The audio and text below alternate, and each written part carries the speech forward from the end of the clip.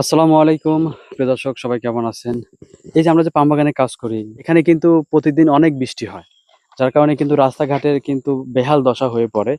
তো তখন এই যে কোম্পানি, এই যে দেখুন, এই যে বোলডোজার দেখতে পাচ্ছেন, এই বোলডোজার হচ্ছে পাম বাগানে নিয়ে আসে। এটা কিন্তু নিজস্ব না, এটা হচ্ছে ভাড়ায় চলিত বোলডোজার।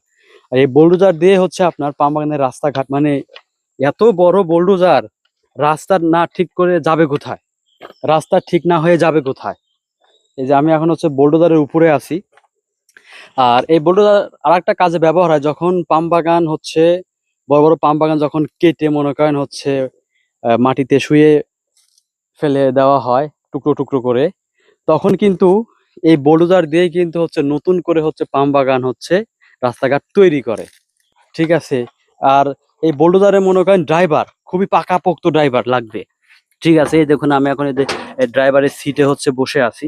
এই যে দেখুন, যেটা দিয়ে হচ্ছে কন্ট্রোল করবে, মানে বেশ কয়েকটা আছে এখানে। আজকে হয়তো বোলডোজারে হচ্ছে ছুটি, হয়তো বা এই জন্য এখানে হচ্ছে রেখে চলে গেছে, তাই আপনাদেরকে ভিডিও করে দেখাচ্ছি। ভাই এত মানে শক্তিশালী একটা বোলডোজার, মানে মাটি টাটি একবার যা আছে সামনে একবার পাথর মাথর উল্টায় ফেলা দেয়। তো প্রিয় দর্শক, আপনাদের কাছে ভিডিওটা কেমন লাগলো অবশ্যই কমেন্ট করে জানাবেন।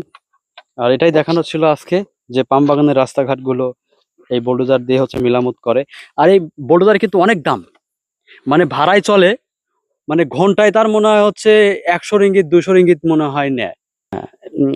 কারণ কি দেখেন, 20 জনের কাজ মনে করেন একাই করে ঘন্টায়, সেই হিসাবে তার দাম তো বেশি হবে, তাই না? তো সবাই ভালো থাকবেন, সুস্থ থাকবেন। আসসালামু আলাইকুম।